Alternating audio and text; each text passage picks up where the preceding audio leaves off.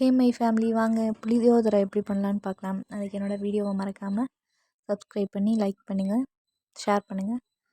இதுக்கு ஃபஸ்ட்டு ஒரு பவுடர் மாதிரி செஞ்சுக்க வேண்டியதான். அதுக்கு வெறும் ஒரு கடாயில் வெள்ளை உளுந்து இருந்தால் எடுத்துக்கோங்க. நான் கருப்பு உளுந்து எடுத்துக்கிறேன். கருப்பு உளுந்து, மிளகு, கடுகு, வெந்தயம், எள் இருக்குல்ல, கருப்பு எள், அது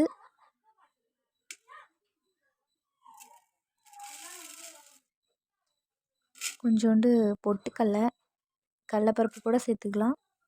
கருவேப்பிலை போட்டு அது நல்லா லோ ஃப்ளேமில் வச்சு நல்லா ட்ரை பண்ணுங்கள். அது மாதிரி லைட்டாக மொறுமொறுன்னு ஆகணும். ஒரு காரத்துக்கு ஏற்ப காஞ்ச மிளகாய் போட்டு அதை சட்டியில் போட்டு வறுத்துக்கிட்டே இருங்க.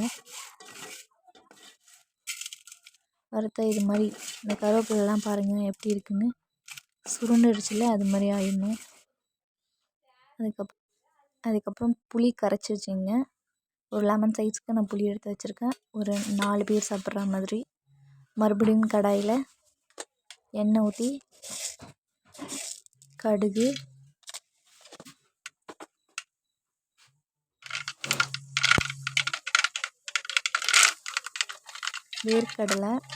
வேர்க்கடலையை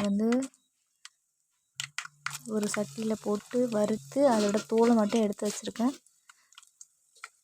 காஞ்ச மிளகாய் 2, கருவேப்பிலை, எண்ணெய்லாம் பொரிஞ்சதுக்கப்புறம் கொஞ்சமாக மஞ்சள் தூள் ஆட் பண்ணிக்கோங்க.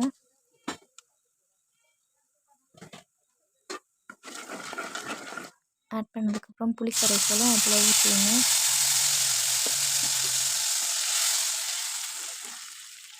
புளி கரைசல் ஊற்றி கொஞ்சமாக உப்பு போட்டுங்க. லாஸ்ட்டில் நம்ம உப்பு போட்டுக்கலாம். நல்லா கொதி வந்த உடனே நம்ம அரைச்சி வச்சுருக்கோம்ல, அந்த ஃபஸ்ட்டு ரெடி பண்ண பவுடர் மசாலா, அதை கொஞ்சமாக போட்டுங்க. போட்டு நல்லா கிண்டிக்கிட்டே இருந்தோன்னா கட்டியாகிடும். பாருங்கள், இந்த கன்சிஸ்டன்சி உங்களுக்கு தெரியும்.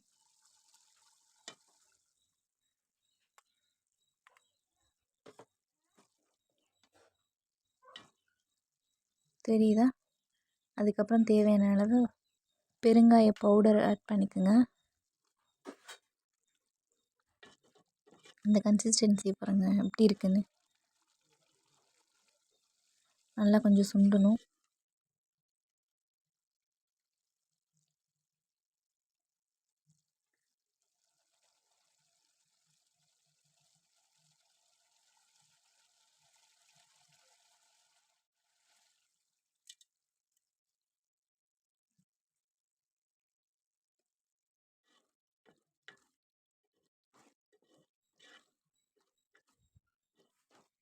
நல்லா சிம்மில் வச்சு நல்லா கிண்டிக்கிட்டே இருங்க.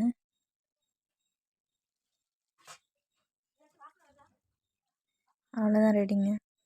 அதுக்கப்புறம் வெள்ளை சாதத்தில் அது கட்டியாக இருக்கக்கூடாது. கட்டியாக இருக்குந்தா சாதத்தில் இந்த இதெல்லாம் ஒட்டாது. அதனால் நல்லா தூளாக ஆக்கிடுங்க ரைஸை. கட்டியாக இல்லாத அளவுக்கு எல்லா இடமும் தூளாக இருக்கிற மாதிரி ஆக்கிடுங்க.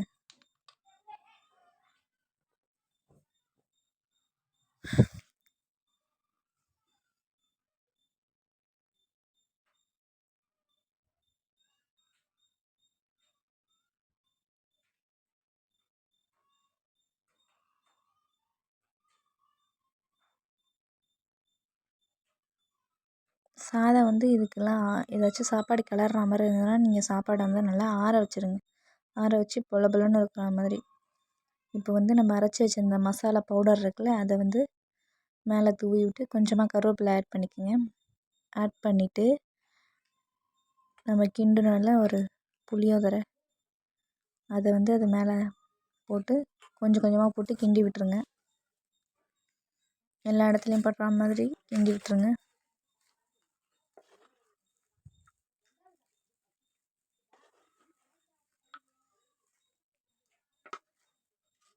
கொஞ்சம் நல்லெண்ணெய் ஆட் பண்ணிக்கோங்க. நல்லெண்ணெய் ஆட் பண்ணி நல்லா கிளறி விட்டுருங்க.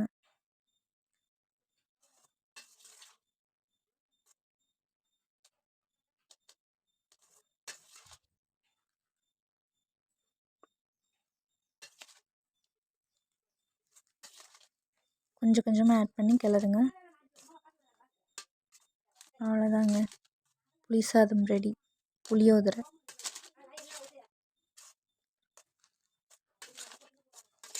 நீங்களும் வீட்டில் செஞ்சு பார்த்துட்டு எப்படி இருக்குன்னு கமெண்ட் பண்ணுங்கள். மறக்காமல் ஷேர் பண்ணுங்கள்.